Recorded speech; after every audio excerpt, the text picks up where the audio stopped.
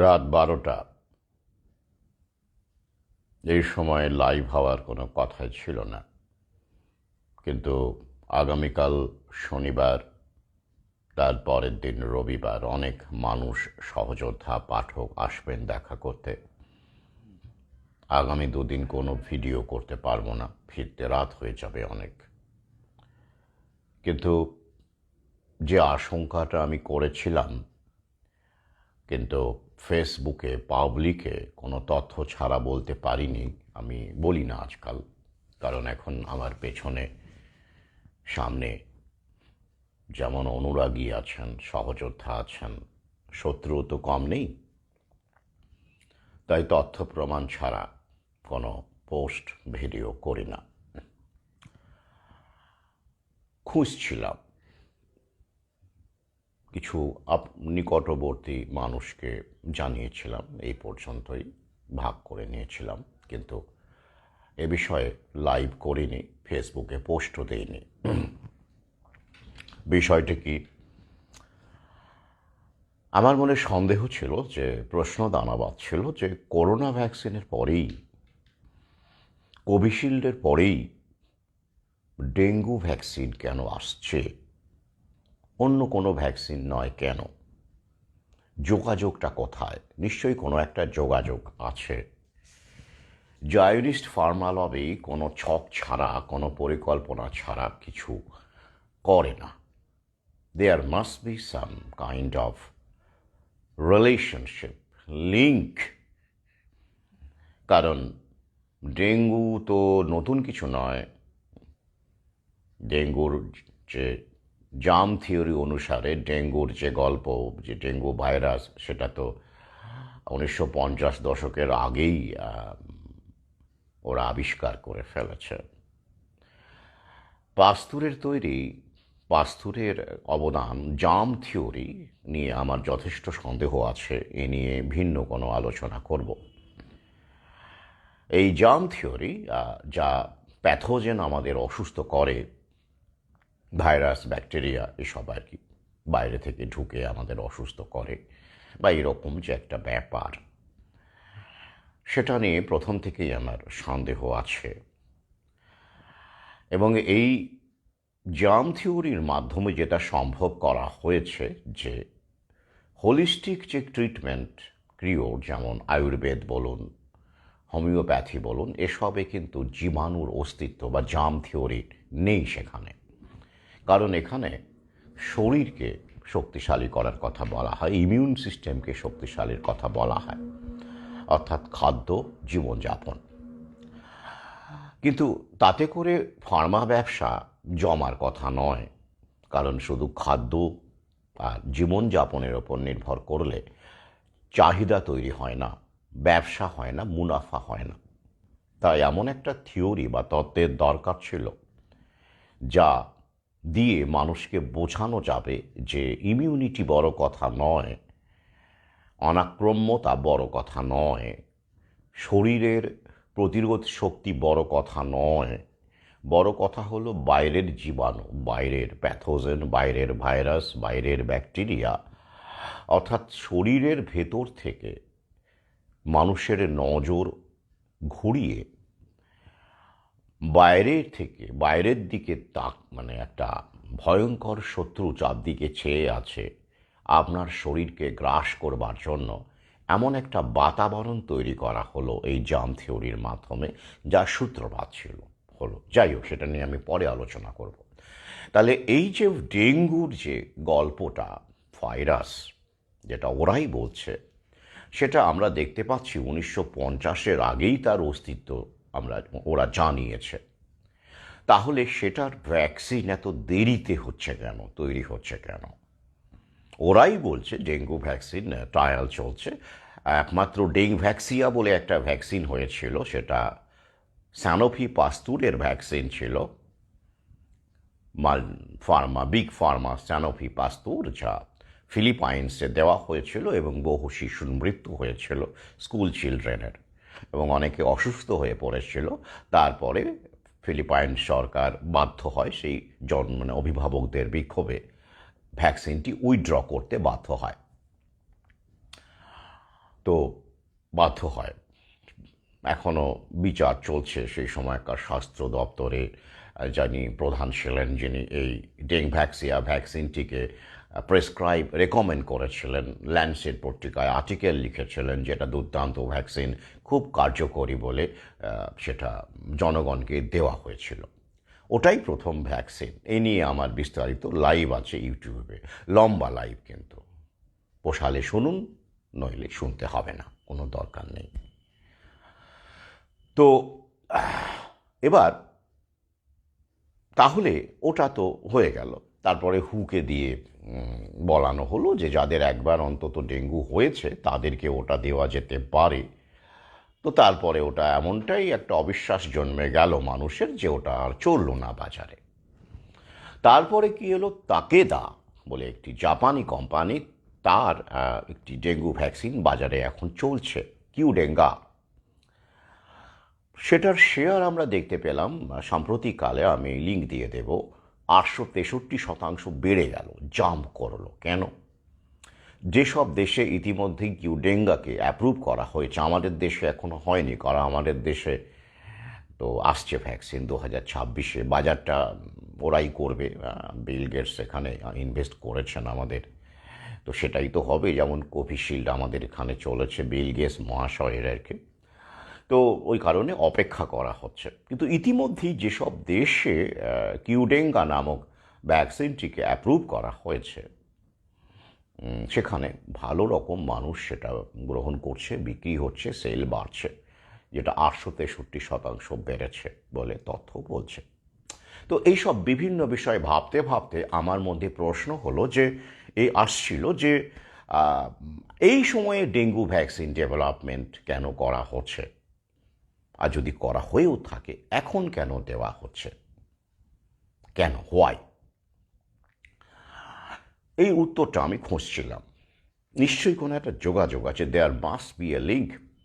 তখন আমার মধ্যে প্রশ্ন ছিল যে করোনা ভ্যাকসিন তো ইউরোপেও দেওয়া হয়েছে, গোটা বিশ্বে দেওয়া হয়েছে, আমেরিকায় দেওয়া হয়েছে। তো সেইখানে ডেঙ্গু নিয়ে এতটা প্যানিকবাজি যা আমাদের দেশে, বাংলাদেশে করা হচ্ছে, এই এশিয়ার কান্ট্রিগুলোতে করা হচ্ছে, বা ল্যাটিন আমেরিকায় করা হচ্ছে, কিন্তু সেইভাবে ইউরোপ আমেরিকায় প্যানিক করা, মানে বাজি মিডিয়াকে দিয়ে বা কোনোভাবে করা হচ্ছে না। শুধু বলা হচ্ছে হ্যাঁ ওখানেও বাড়ছে ডেঙ্গু, কিন্তু ভ্যাকসিন দেওয়ার তোড়জোড়, বা আমাদের দেশে যেমন দিন রাত করে, এবং স্বাস্থ্যকর্মীও যাচ্ছেন এবং মাঝে মাঝেই দেখছেন বলা হচ্ছে যে মশা হচ্ছে এইসব জায়গায়, সেখানে গিয়ে স্প্রে করা হচ্ছে, মানে একটা সচেতনতা। স্কুলে ইতিমধ্যেই ক্যাম্প হয়ে গেছে, বাড়িতে বাড়িতে, অনেকের বাড়িতে ডেঙ্গুর বোঝানোর জন্য স্বাস্থ্যকর্মী ইতিমধ্যেই 2-3 রাউন্ড চলেও গিয়েছেন। তো এই রকম পর্যায়ের ব্যাপার তো ইউরোপ আমেরিকায় হচ্ছে না। তো সেখানেও তো ডেঙ্গু ভ্যাকসিন দেওয়া করোনা অমৃত দেওয়া হয়েছে। তখন আমি আমার সার্চটাকে লিমিট করলাম। লিমিট করে তখন দেখলাম যে ওখানে তো mRNA দেওয়া হয়েছে, মূলত মডার্না এবং ফাইজার। ভেক্টর ভাইরাল ভ্যাকসিন ওখানে দেওয়া হয়নি। তাহলে ডেঙ্গুর সঙ্গে ডেঙ্গুর যে যোগ, মানে বাড়তে থাকা বা ডেঙ্গুর ওপর ইম্প্যাক্ট ফেলতে পারে, মানে ডেঙ্গু ভাইরাস আমাদের শরীরে তার গতিবিধি, প্রকার, তার তীব্রতা বাড়াতে পারে, এই ব্যাপারটার সঙ্গে কোভিশিল্ড জাতীয় ভেক্টর ভাইরাল ভ্যাকসিনের যোগ আছে কিনা, এটা নিয়ে আমার অনুসন্ধান চলছিল। আবার পাশাপাশি আবার দেখুন, ওরাই বলছে যে ডেঙ্গু, ওদের যে তথ্য দেখে নেবে, 90% ক্ষেত্রে ডেঙ্গু উপসর্গহীন, উপসর্গ থাকেই না, রোগী বুঝতেই পারেন না তার ডেঙ্গু হয়েছে, অর্থাৎ অ্যাসিমটোমেটিক। খুব সামান্য ক্ষেত্রে 1% বা তারও কম ক্ষেত্রে সেটা হ্যামারেজের আকার নিতে পারে, যেটা ডেঙ্গুর ক্ষেত্রে রক্তক্ষরণ হয়, এবং সেটা সিভিয়ার হতে পারে, এবং কোনো কোনো ক্ষেত্রে মৃত্যু হতে পারে, যেটা ওরা ডেঙ্গু সম্পর্কে ওদের যে আগেকার যে তথ্য এবং তত্ত্ব, সেটা আমরা সেভাবেই জেনেছি, এবং সেটা আমি লাইভেও বলেছি লিঙ্ক সহকারে। কিন্তু এতে করে 1%-এরও বেশি কম এরকম সিচুয়েশন হলে তো ব্যবসাটা ভালো চলবে না। ব্যবসাটা ভালো চলবে না। করোনার সময় যেমন শুধুমাত্র মিডিয়াকে দিয়ে, যেটা প্রথম ছিল আর নামটাও অদ্ভুত ছিল, অভিনব ছিল বলে প্যানিকবাজি করেই কাজটা কার্য উদ্ধার করা হয়েছিল, এবং তার সঙ্গে অমুক বন্ধ তমুক বন্ধ, অমুক সুবিধে বন্ধ তমুক সুবিধে বন্ধ হয়ে যাবে, এগুলো করা হয়েছিল। এইবারে তো সেটা চলবে না, কারণ মানুষ তো ওই প্যানিকটা আগের মতো করে খাবে না। আর ওই বন্ধ সেই বন্ধ করলে অনেক জায়গায় উল্টে মার খাওয়ার সম্ভাবনা আছে পুলিশের। তো এই রকম ক্ষেত্রে তাহলে কী করে ওরা শুধুই কিছুই হবে না, শুধু ট্রিটমেন্ট প্রোটোকল দিয়ে আর হাওয়ায় প্যানিকবাজি ছড়িয়ে ওদের কার্য উদ্ধার করবে? এটা তো হতে পারে না। তাহলে গ্রাউন্ড লেভেলে সত্যি সত্যি ডেঙ্গুর মতো দেখতে, বা ডেঙ্গু হচ্ছে মানুষের, এটা গ্রাউন্ড লেভেলে ওরা দেখতে চায়, দেখাতে চাইবে। There must be some proof in reality. সেটা হয়তো 10টাকে ওরা 100টা করতে পারে, 1000টা করতে পারে, but there must be 10, 15, 20 or 100 or 200 cases or 1000 cases. There must be some cases, যেটা আগে হতো না। যেই তীব্রতা, সিভিয়ারিটি অফ ডেঙ্গু যেটা আগে হতো না, হলেও খুব কতিপয়ের ক্ষেত্রে হতো, নগণ্য, যা দিয়ে প্যানিক বিস্তার করা যায় না, বা যা দিয়ে মানুষ এত টেস্টও করতো না। তাহলে কি করতে হবে? এবার টেস্ট বাড়াতে হবে, পাশাপাশি সিভিয়ার ডেঙ্গুর ঘটনা সামনে আনতে হবে। দেখতে পাবেন সামনে ঘটবে। তাহলে সেটা কি, কেন, হোয়াই? এই রিসার্চটা করতে গিয়ে, আমি খুঁজতে গিয়ে পেয়ে গেলাম, দিয়ে দেবো আপনাদের লিঙ্ক, যে ভেক্টর ভাইরাল ভ্যাকসিন অর্থাৎ কোভিশিল্ড ভ্যাকসিন, আমাদের দেশে কোভিশিল্ড, বাংলাদেশে চীনের ভেক্টর ভাইরাল ভ্যাকসিনগুলো দেওয়া হয়েছে, আমাদের দেশে কোভিশিল্ড দেওয়া হয়েছে, যেটাও ভেক্টর ভাইরাল। এবং ভেক্টর ভাইরাল ভ্যাকসিন কী ইত্যাদি কী বিষয়, সেটা আমি অমৃত সুপত্র দ্বিতীয় খণ্ডে আলোচনা করেছি, এমআরএনএ, ভেক্টর ভাইরাল। এছাড়াও আমি লাইভেও বলেছি, এখানে আমি বিস্তারিত বলছি না, সংক্ষিপ্ত করব, অনেক রাত হয়ে গেছে। তো সেইখানে দেখা যাচ্ছে পেশেন্টের, আমি দুটো লিঙ্ক দিয়ে দেবো, সেখানে কেস স্টাডি করা হয়েছে। একটি নারী, 38 বছর, নারী বা পুরুষ অত মনে নেই আমার।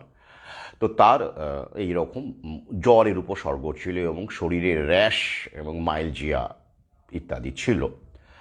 তো তাকে পরীক্ষা করে দেখা যাচ্ছে যে তার হ্যামারেজ হয়েছে, রক্তক্ষরণ হচ্ছে ভেতরে।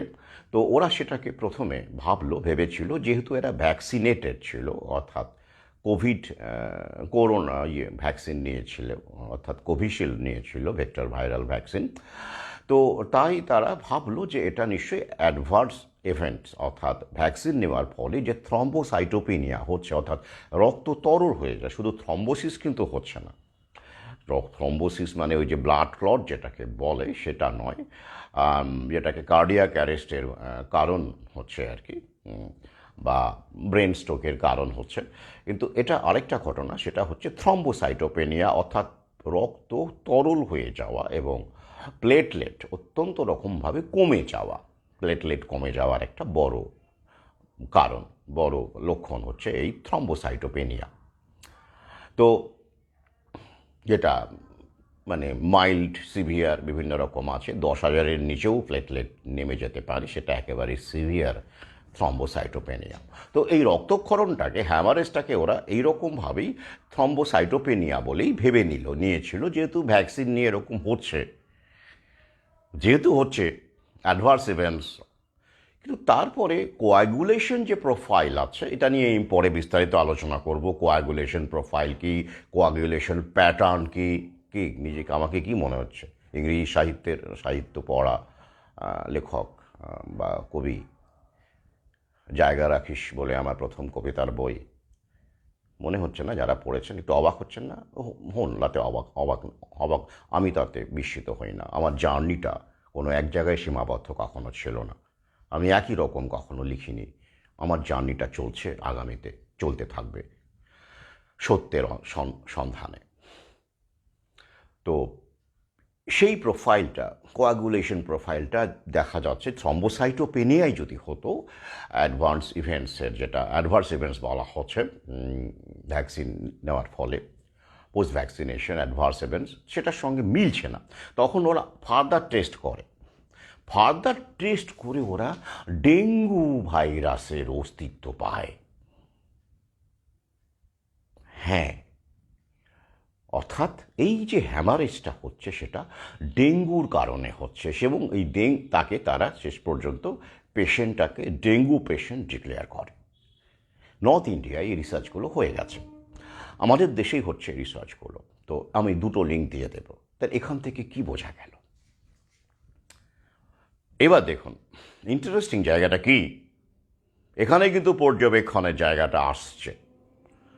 এবার যারা ফার্মা লবি তারা বলবেন, মানে যারা সাপোর্টার বা অন্ধভক্ত তারা বলবেন এইটা যে ভ্যাকসিনের কারণেই এটা হলো, সেটা কি কেন আপনি বলছেন? কোনো প্রমাণ আছে? ভ্যাকসিন না নিলেও ওনার ডেঙ্গু হতেই পারত। তো এটা একটা কোইন্সিডেন্স মাত্র, কাকতালীয় ঘটনা বলে আপনি সেটাকে ভ্যাকসিনকে দায়ী করছেন, ইউ আর জাস্ট ব্লেমিং ইট বলতে পারেন, কোনো সমস্যা নেই, বলুন।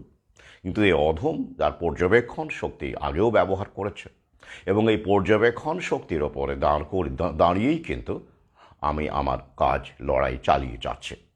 প্রথমে যখন আমি ভ্যাকসিন সম্পর্কে সতর্ক করেছিলাম এবং একটি পোস্টও দিয়েছিলাম 23 মার্চ 2020-তে, সেই পোস্টটি এখনও আছে, স্ক্রিনশট আমার কাছে, মাঝে মধ্যে দিয়ে থাকি। তখন কিন্তু কোনো লিঙ্ক কিচ্ছু ছিল না।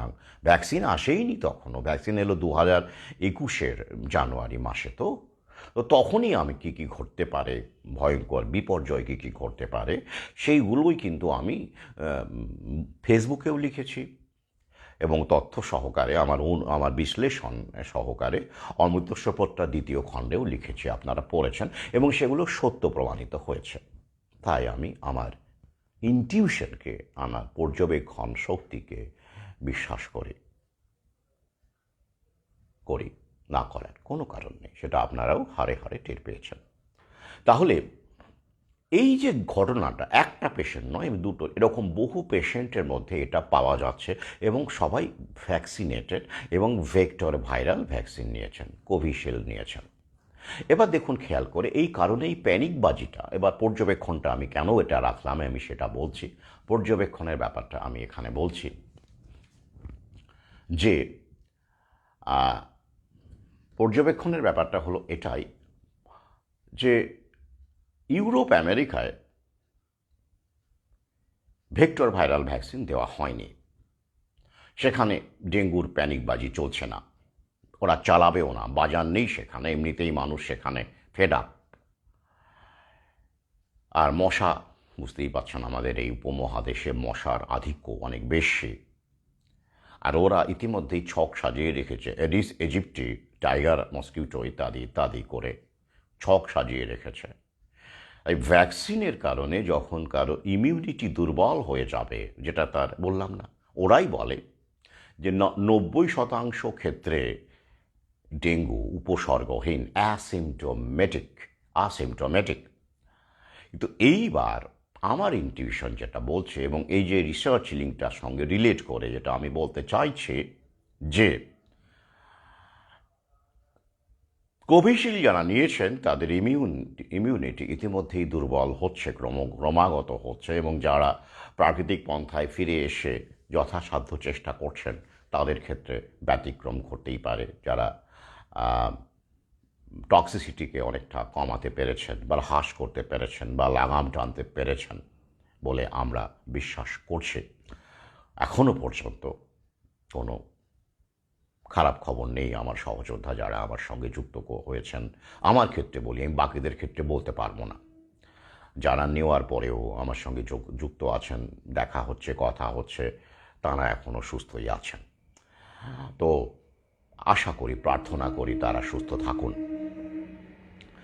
কিন্তু যেটা এখানে ঘটছে সেটাকে তো আমাকে বলতেই হবে, অ্যাওয়ার করবার জন্য, যাতে করে আপনার প্যানিকগ্রস্ত না হন।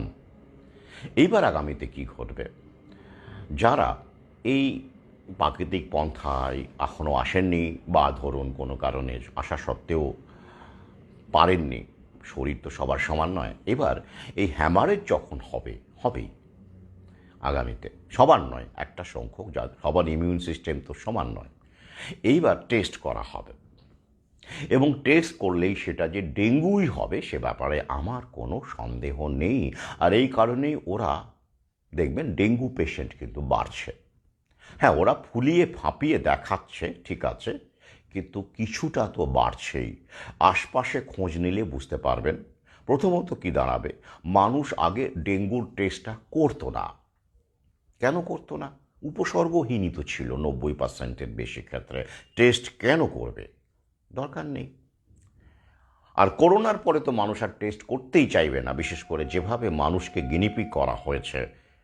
টেস্টের মাধ্যমেই পজিটিভ করে দিয়ে বাড়িয়ে, যে ব্যাপারে মাইক ইয়ার্ডন প্রতিবাদ করেছিলেন, এই ব্যাপারে তিনি তার ক্ষোভ উগরে দিয়েছিলেন।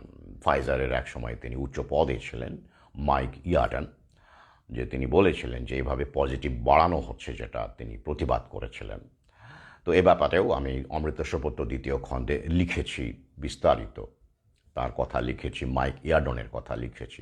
এই বইগুলো, আমার বইগুলো তো আগামী দলিল হয়ে থেকে যাবে। রক্ত মাংসের দেবাশিসরা থাকবে না, কিন্তু বইগুলো থাকবে। আপনারা আপনাদের প্রজন্মের মাধ্যমে বাঁচিয়ে রাখবেন বলে আমি বিশ্বাস করি, প্রার্থনা রাখি।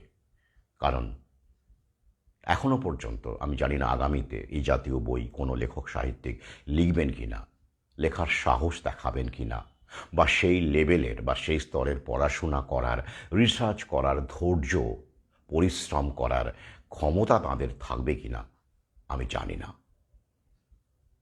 যাই হোক, তো এইবার ওরা এটাকে 2-2 4 করে নিয়েছে, ওরা এগোচ্ছে।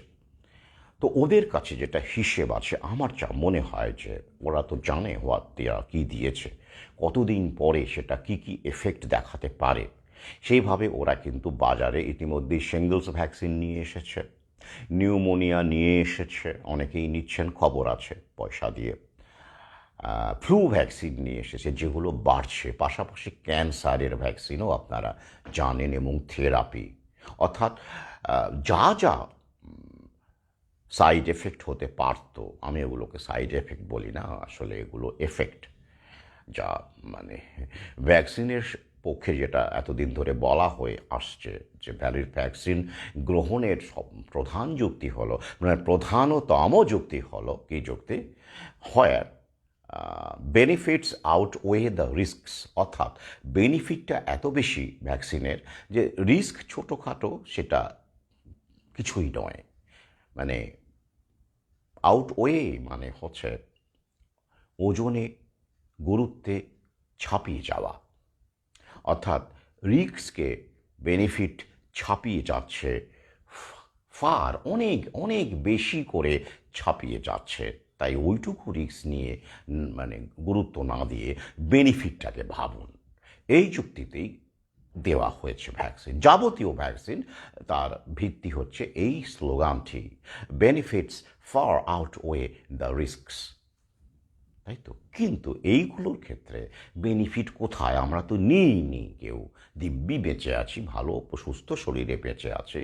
তো তাহলে রিস্কই হয়ে গেছে যারা নিয়েছেন তাদের জন্য, রিস্কটাই আমরা দেখতে পাচ্ছি। তাই বেনিফিটসের গল্প নেই, তাই এটা ক্রিয়া, প্রতিক্রিয়া নয়।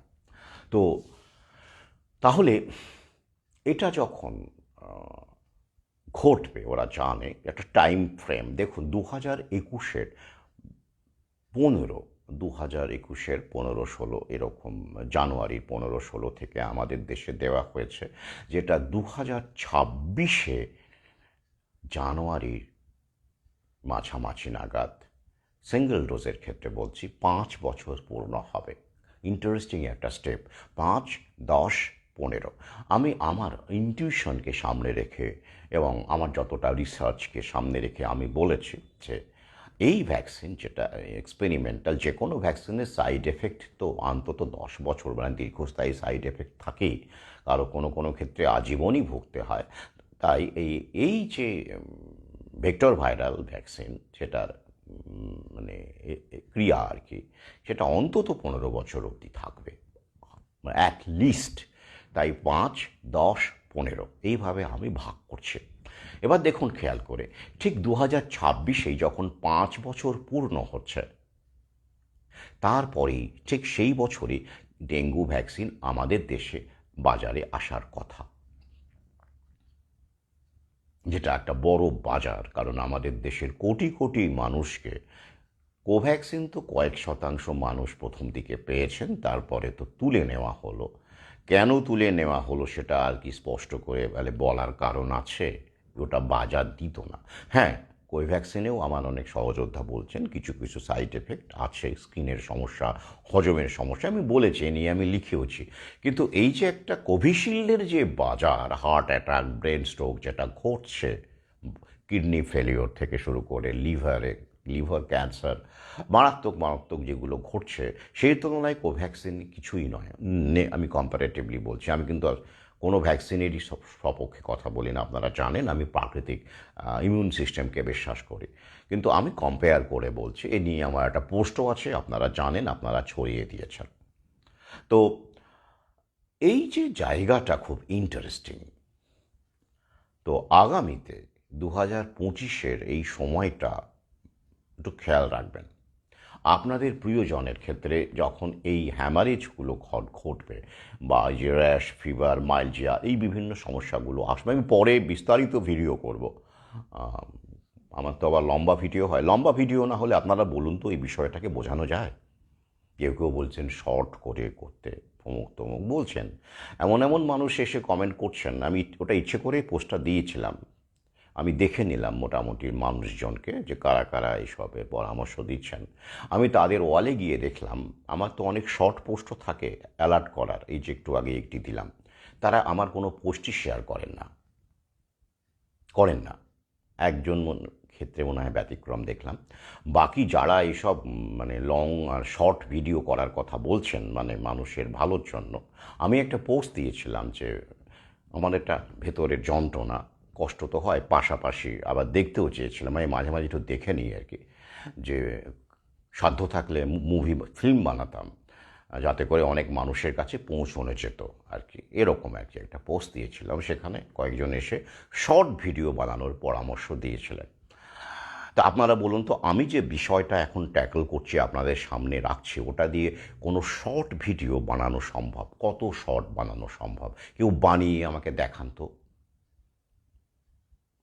আমার তো তারা যেগুলো মন্তব্য করেছেন তারা তো সহযোদ্ধাই তথাকথিতভাবে, যদিও তাদের ওয়ালে কিন্তু আমি কিছু দেখলাম না। ধম্ম নিয়ে দেখলাম, ধম্ম, দলবাজি, পার্টিবাজি, এসব দেখলাম। অধমের অনেক ছোট ছোট পোস্ট আছে, একটা পোস্টও শেয়ার করেননি তারা। তাহলে তারা কি উদ্দেশ্যে কমেন্ট করেছিলেন? কেন? আমি আপনাদের একটু জানিয়ে দিই স্পষ্ট করে, বইমেলার পরে আমি এই কাজগুলো করব। আমার প্রোফাইলে গাদাগুচ্ছের মানুষের দরকার নেই। যারা আমার পাশে আছেন তাদেরকে আমি চিনছি, বইমেলায় তারা আসছেন বা মেসেজ করছেন, বই সংগ্রহ করছেন, কোরিয়ারে বই সংগ্রহ করছেন, যোগাযোগ রাখছেন, তাঁরা থাকলেই যথেষ্ট। বাকিরা যারা আমার প্রোফাইলকে প্ল্যাটফর্ম হিসেবে ব্যবহার করছেন, ধর্ম, রাজনীতি চর্চা, পার্টিবাজি, ওই মিউচুয়াল ফ্রেন্ড থেকে লেখালেখি করে, কমেন্ট করে, অনেকে ভেবে এভাবে ওই ফ্রেন্ড রিকোয়েস্ট, বুঝতেই পারছেন এটা। আমার যেহেতু প্রোফাইলে অনেক মানুষ সক্রিয় থাকেন, তো অনেকে প্ল্যাটফর্ম হিসেবে ব্যবহার করতে চাইছেন, আমি এটা বুঝতে পারি। কিন্তু সেটা যদি আমাদের লড়াইয়ের সঙ্গে সঙ্গতিপূর্ণ হয়, স্বাগত, অবশ্যই করুন। কিন্তু তারা দেখছি দলবাজি, ধম্ম, রাজনীতি, বিশেষ রাজনৈতিক দল, তাদেরকেই প্রমোট করছেন আসলে। তো এদেরকে আমি চিহ্নিত করা শুরু করছি। এবং আমি আমার প্রোফাইলকে বইমেলার পরে, এখন সময় পাবো না, আমি ট্রিম করতে শুরু করব। আর একটা বিষয় আমি খুব খারাপ দেখতে পেলাম আর কি, যেটা একদমই ঠিক নয় আর কি, করা উচিত নয় অন্তত আমার মতো লেখকের ক্ষেত্রে। সেটা আপনারা কেউ করেন না আমি জানি, কিন্তু কেউ কেউ এরকম করেন যে হঠাৎ করে বলেন, স্যার আমি আপনার অমুক বইটা কলেজ স্ট্রিট থেকে নিলাম, বলে বেশ ভালো কথা, বললাম ঠিক আছে, পড়ে জানাবেন। তো এরকম বেশ মন্তব্য আসে, এই মেসেঞ্জারে আসে, তো ঠিক আছে। তো একবার এমনি কৌতূহলবশত আমি একদিন ফোন করলাম যে আচ্ছা এরকম আজকে তো 4-5টা বই মনে হয় গেল আপনাদের ওখান থেকে, যোগাযোগ তো থাকে ফোনে। যাই হোক, তাহলে কি আবার নতুন বইয়ের স্টক বা এগুলোম কিছু কি ব্যবস্থা করতে হবে? তখন বলল না তো, আমাদের এখান থেকে তো কোনো বই যায়নি আজকে। তাহলে ব্যাপারটা খেয়াল করুন, মানে মানুষ কত রকমের হয়। তারা কিন্তু আমার সহযোদ্ধা। কীরকম সহযোদ্ধা বুঝতে পারছেন তো? অনুগ্রহ করে এগুলো করবেন না। আমার পক্ষে তো সম্ভব নয় কে গিয়ে ওখানে বলছে, কে কোন আমার আমার পক্ষে সম্ভব নয়। কিন্তু একদিন মাত্র আমি কৌতূহলবশত, যেহেতু একদিনে 5-7টা বই চলে গেছে, দ্বিতীয় খণ্ড বা কোনো বই আমার অত মনে নেই, তো ন্যাচারালি তো সেখানে তারা তো স্টক চাইবেই, জিজ্ঞেস করবে। তো সেক্ষেত্রে আমি তো বইমেলার পরে ব্যস্ত হয়ে যাব, তখন তো আর মুদ্রণ করার সময় থাকবে না আমার। তাই আমি একটুখানি শিওর হওয়ার জন্য কলটা করেছিলাম। এসব কি? I don't deserve this. আমি মানুষের, যারা আমার সহযোদ্ধা, যারা ভাবতে চান, ভাবাতে চান, তাদের জন্য দিনরাত এক করে দিয়েছি। এই যে লাইভটা করছি আপনাদের জন্য এত রাতে, তাতে করে আমার কি 10টা বই বেশি বিক্রি হবে? বা এই যে গ্রামের দিকে ছুটবো আবার, আমার তাতে করে কি গ্রাম থেকে গাদাগুচ্ছের পাঠক এসে আমার তো তাহলে হাজার হাজার বই বিক্রি হওয়ার কথা ছিল, তা কি হয়? হয় না, আমি পরোয়া করি না। কিন্তু যারা সহযোদ্ধার ছদ্মবেশে এই কাজগুলো করেন, আমি কিন্তু গান্ধীবাদী মানুষ নই। গান্ধীবাদী হলে তো আমি, বা অধ্যাত্মবাদী হলে বলতাম ও মহাকালের লীলা, ও সাইড এফেক্ট হচ্ছে, ভজ গৌরাঙ্গ লহ গৌরাঙ্গ, লহ গৌরাঙ্গের নাম রে, ব্যাস হয়ে গেল। আমি তা করি না। মহাকাল আমাকে এই ভূমিকাটায় দিয়েছে। অধ্যাত্মবাদ মানে কর্মহীন, জনমঙ্গলকে বাদ দিয়ে অধ্যাত্মবাদে আমি বিশ্বাস করি না। তো এটা করবেন না। তো এইগুলো থেকেই মাঝে মাঝে তিতিবিরক্ত হয়ে যায়, মনে হয় প্রোফাইলটাকে ট্রিম করি। তো সেটা আমি করব আগামীতে, এখনও সেই সময় আসেনি, আমি ব্যস্ত। যাই হোক, এটা আপনাদের সঙ্গে খুব উগরে দিলাম। তো এবারে আমি এই যে ব্যাপারটাকে সংক্ষেপে আজকে ভিডিও করলাম, তা কেন করলাম?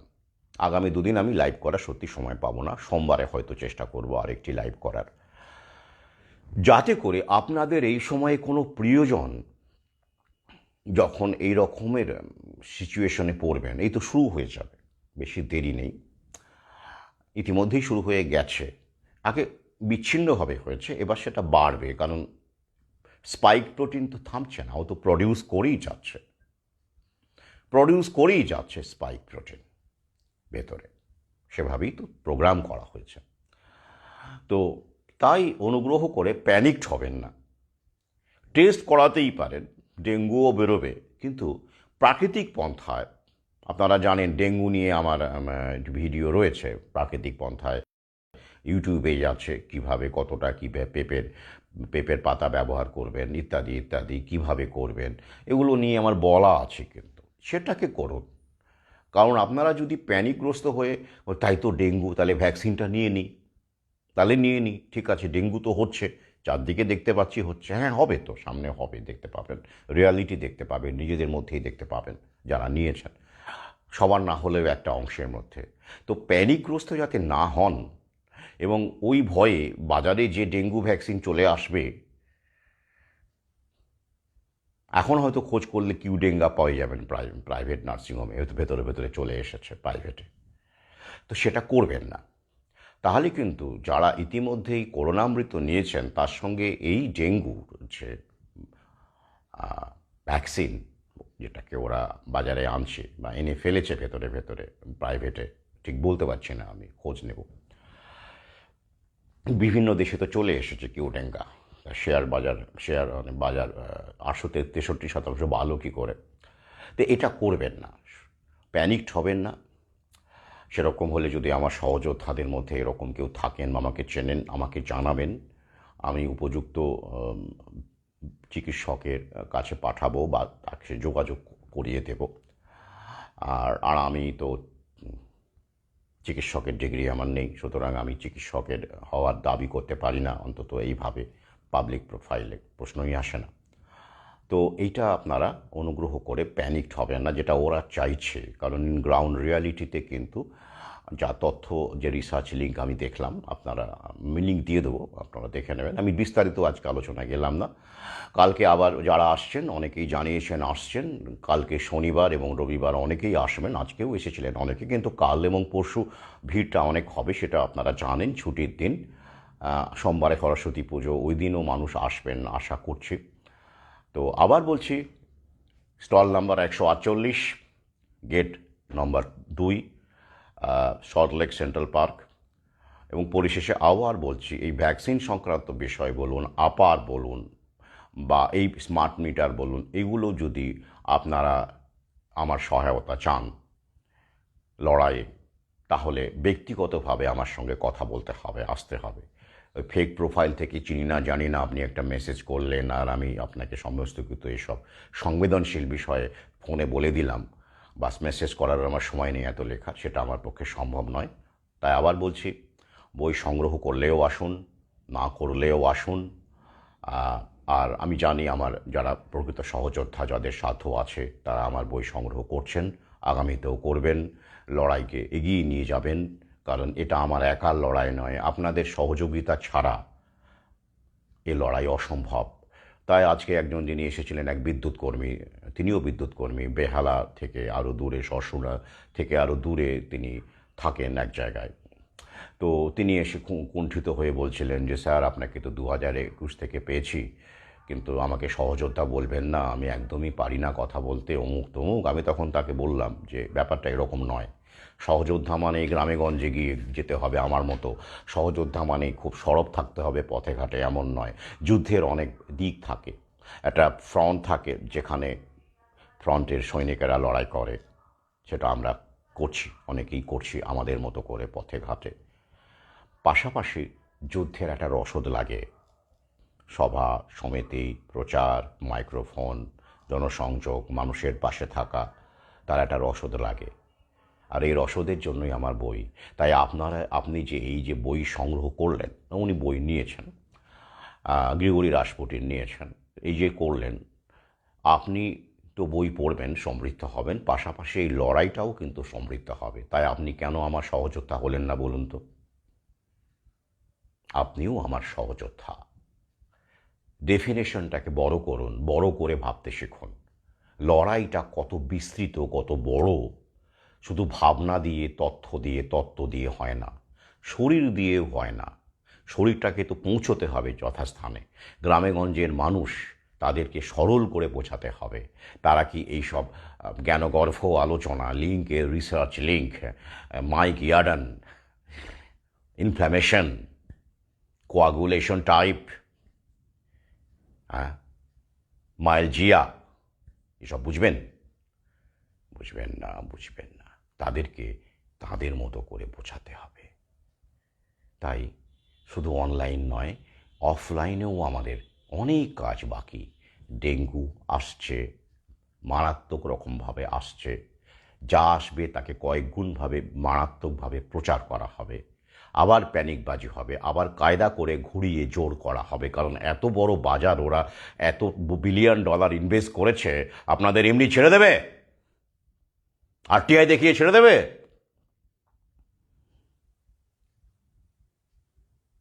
তাই নো রুম ফর কমপ্লাসেন্সি। বেঁধে বেঁধে থাকুন, পরস্পরের সঙ্গে যুক্ত থাকুন।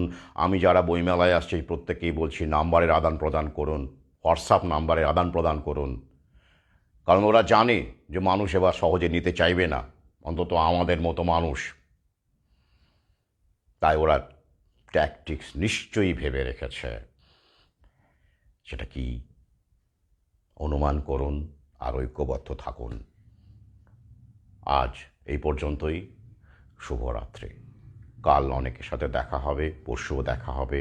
9 তারিখ পর্যন্ত বইমেলা, আপনাদের অনেকের সাথেই আমার দেখা হবে, এই বিশ্বাস রেখে আজ আবার শুভরাত্রি জানাচ্ছি।